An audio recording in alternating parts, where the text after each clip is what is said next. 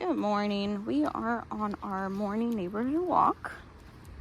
This is still pretty structure free, but what I am doing is every time she looks back at me and gives me that good eye contact, I give her a treat for it, just so she can know that, checking back on me or even being right by me is a good thing. So she's going to get paid for that. I'm going to do maybe have the treat on my hand and just reward her for paying attention to me. But it's not going to be completely structured just yet until she knows that follow command.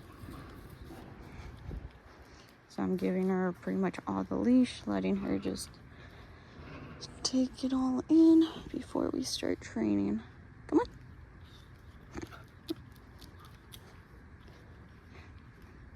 Got a neighbor over there. That's why she's paying so much attention.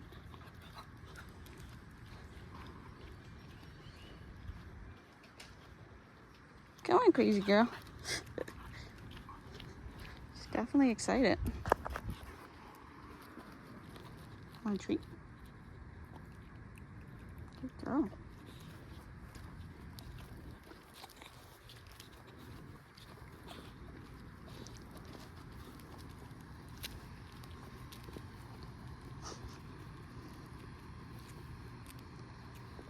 You're so silly. So I'm using the treat just kind of to keep her at my side. Not naming this at all. I'm just doing a little freebie sessions.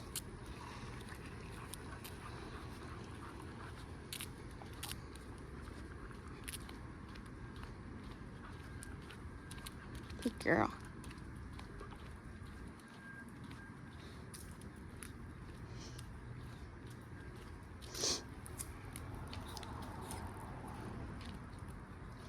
So yeah, I'm gonna keep those treats in my hand once I put my phone down and start recording. Just try to keep her at my side. I'm not gonna force her to stay there, but if she wants to stay there because of the treats, that's great. It's gonna be just little practice reps before we actually introduce the follow command and she has to stay at my side.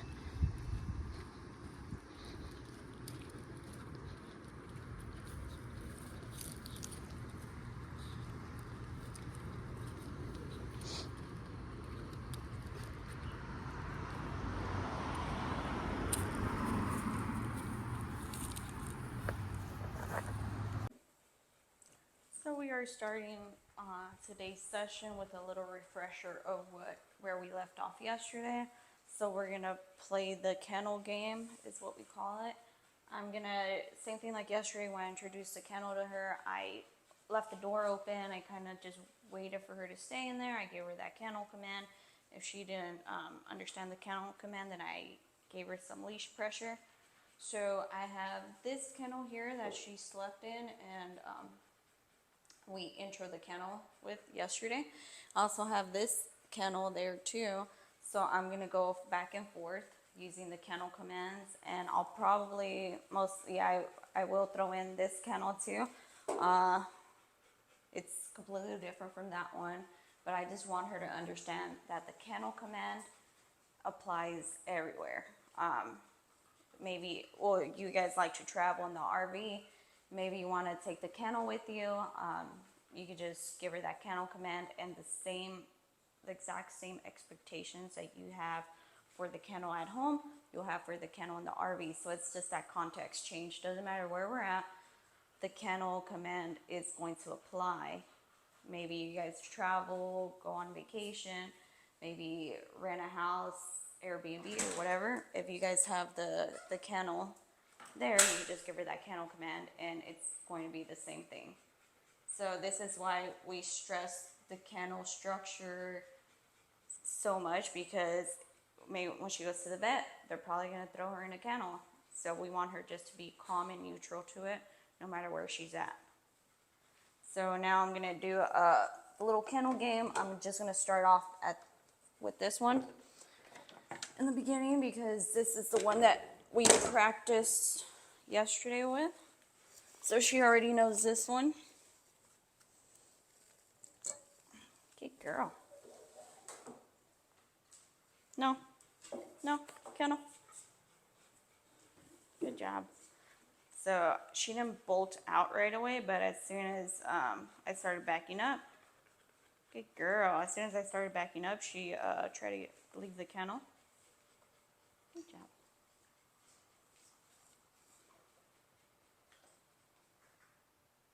So this is good. Break.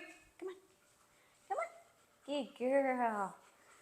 This is when I'm starting to stress that good eye contact. So I want her to look at me, and then I'll give her that release command, because that's going to be key when you guys are out in public. I know you want more treats, huh? That's going to be key when you guys are out in public and you see other people, other dogs. If she's focused on them, she's not going to pay attention to you guys. So that's why I'm stressing that good eye contact with her using that kennel game. Good job, girl. Ready? Kennel. Good job.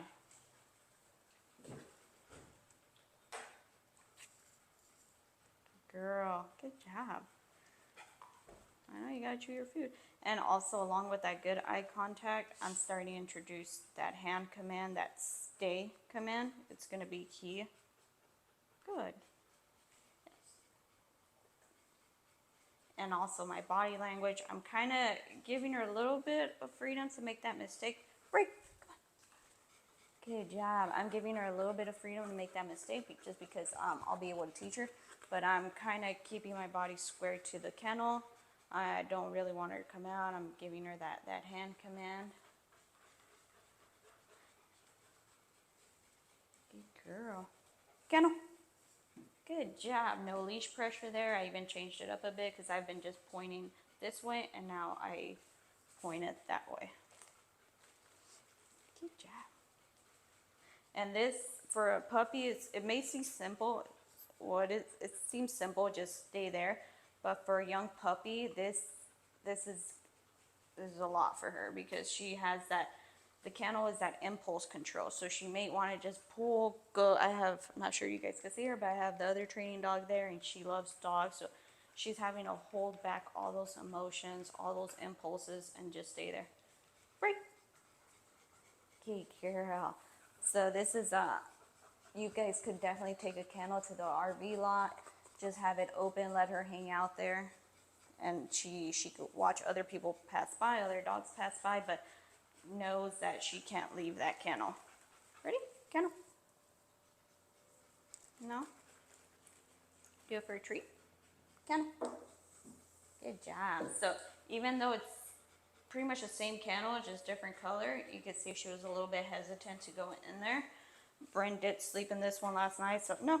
Kennel. Good job. Good job, pretty girl. Stay. Bryn did sleep in there last night, so maybe that's why she's a little hesitant as her smell in there. Another thing that we're using this kennel game for is to teach the markers. So we have no, yes, and break. So when break, good girl, good job. When she does when I'm ready to release her, I give her that break command. That's her free release. If she does something bad that I don't want her to, I'll give her that no. If she does something I like, then I'll give her that yes, and then give her that treat. Kennel. Good girl. Stay. Yes. So when she gives me that good eye contact and she's doing, no, Kennel, no.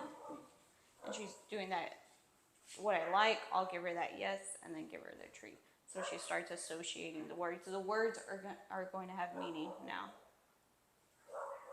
And she hears dogs in the background. Break. Good girl. Good job. Kennel. No. Kennel. Good job. So she says, I know, where's my treat? Nope.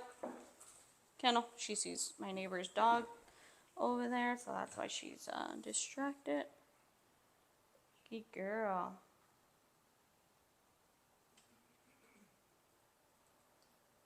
Break. Come on. Kennel.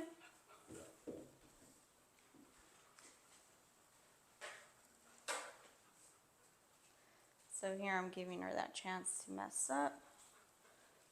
I'm giving her, nope, kennel, nope, kennel. Giving her that freedom. Good girl. Good. Yes.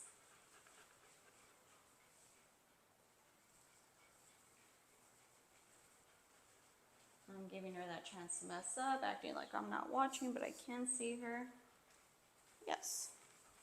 So she stayed in there. I'm going to pay her for that. Good girl.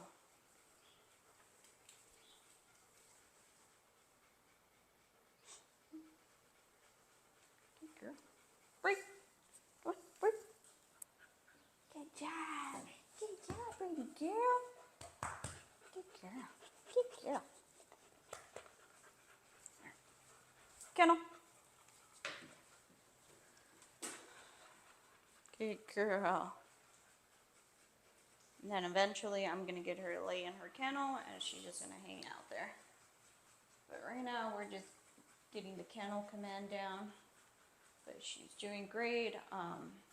We're using this as the baseline to teach her what the markers are. And then we're going to later on today find her lowest working level on the e-collar. And we're also going to use the e-collar to play this game. Break. Good girl, good job. Okay, kennel. Good girl. Stay. Nope. Kennel. So as soon as she messes up, I give her that no and reset her back in there. We want to keep it very black and white. I don't want her to take one paw out and then me to be like, ah, it's okay. Even though she's very cute. Good job.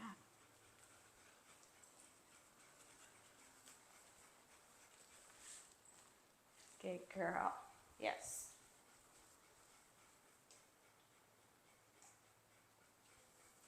And the treats are always coming from our hand. Her food is going to be coming from our hand.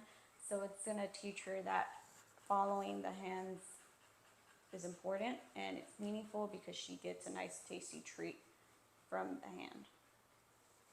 Good girl.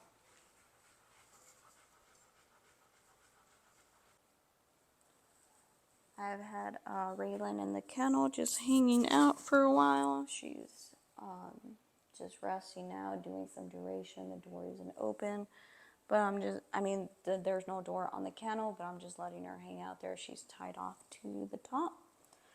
She is wearing the e-collar now.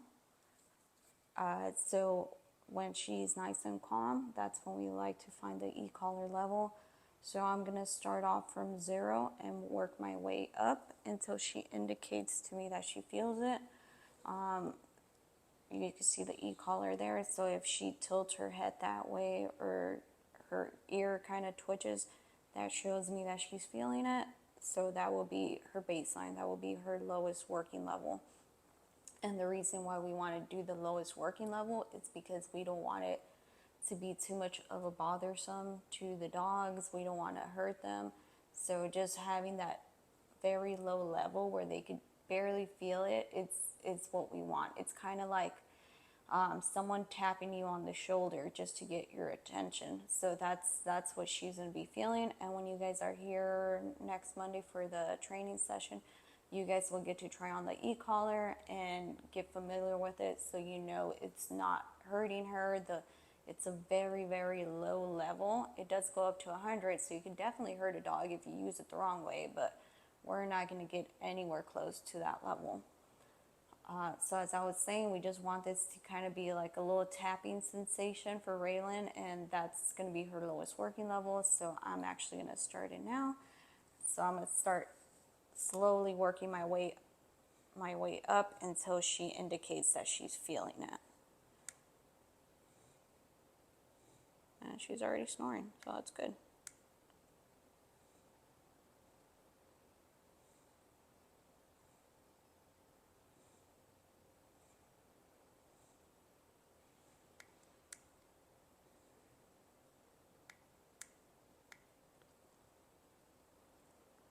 So she's in a very deep sleep. She is not feeling this at all.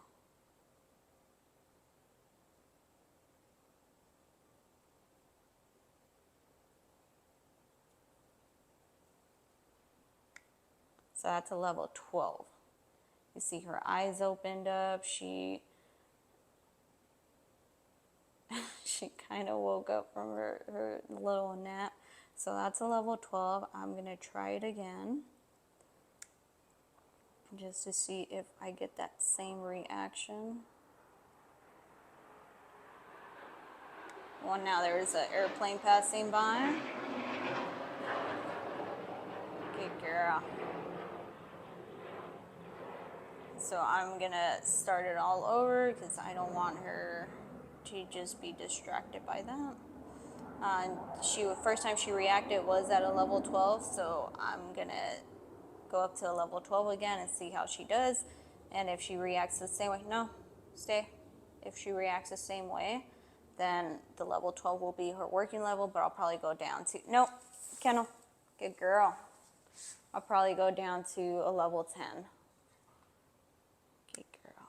So I'm starting it again.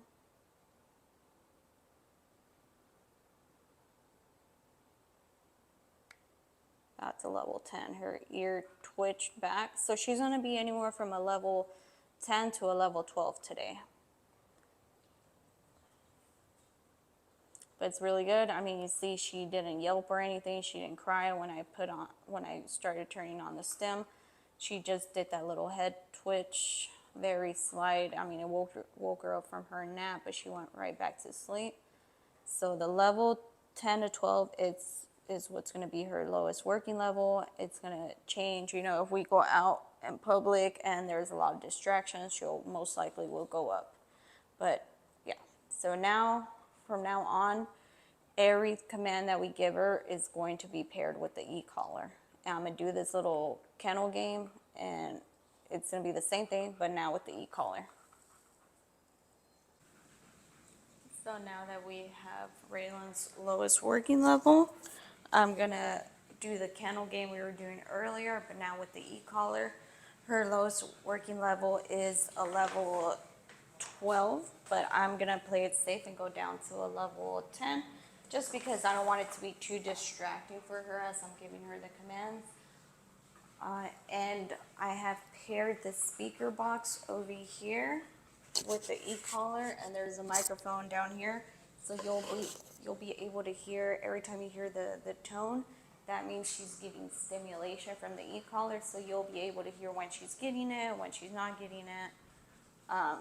So you'll be able to see how she reacts doing all these commands with the e-collar.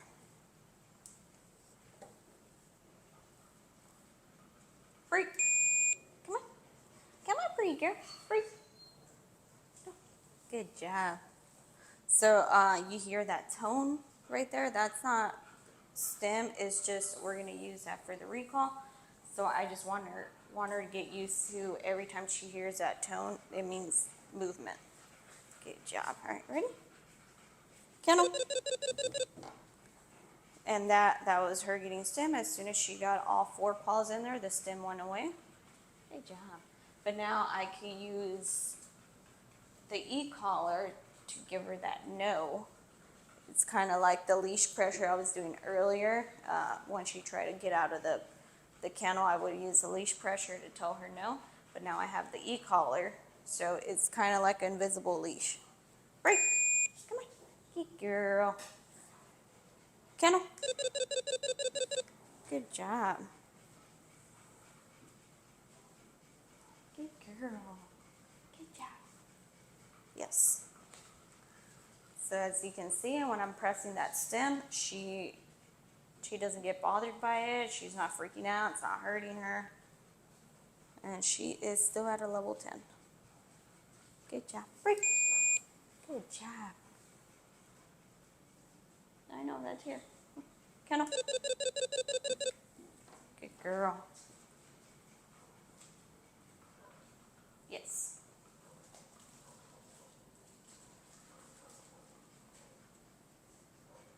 Good girl. So I'm going to walk around, try to get her to mess up just so I could start implementing more of that e-collar correction. But she's doing pretty good. She's not trying to leave the kennel. We've been working for about maybe 2 hours now, so she's pretty tired. You know, she's a puppy. Break. Come on. Good girl. Kennel. Good job. Good girl. Yes.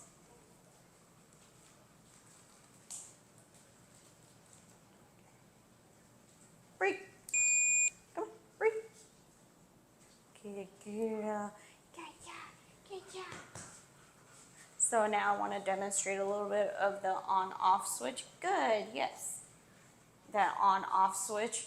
So I'm going to allow her to chase the treats around, you know, be a puppy, and then I'm going to turn it off with structure again. Break. Good girl. Break. Good job. Good job, pretty girl. Wait. Yes. Good girl. Break. Not you, Bryn. Break. Good girl. Break. So she'll get to chase her food around, have fun. Break. Break. Good. Good girl. Break. Good. Break. Good job, girl. Break. And then playtime is over after this, so it's going to be back to work. See little paw.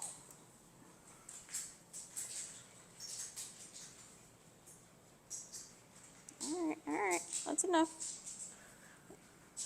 Good girl. All right, come on, kennel. And then that's a little bit of on-off switch.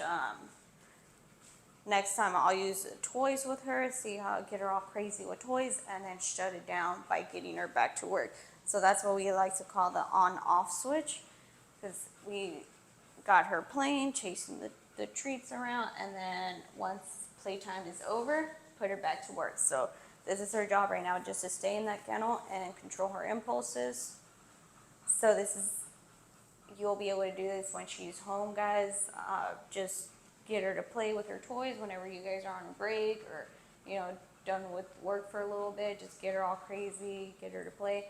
And then when you guys are going back to work, just shut it down, put her on her place cot, and let her just hang out. Good girl, stay. Now it's time for some duration for Raylan and her kennel. There's no doors on it, but she is tethered off. She is tethered off to the handle right here. I'm just gonna let her hang out there. She's not allowed to exit the kennel. I have my dogs right here doing some duration. And then other training dog over there. So she's just gonna hang out here for about 2 hours, just take her little nap. But she's expected to stay in that kennel the whole time. I'm gonna be doing chores around the house, and whenever I see her step out of that kennel, I'm gonna use the e-collar to reset her back in the kennel.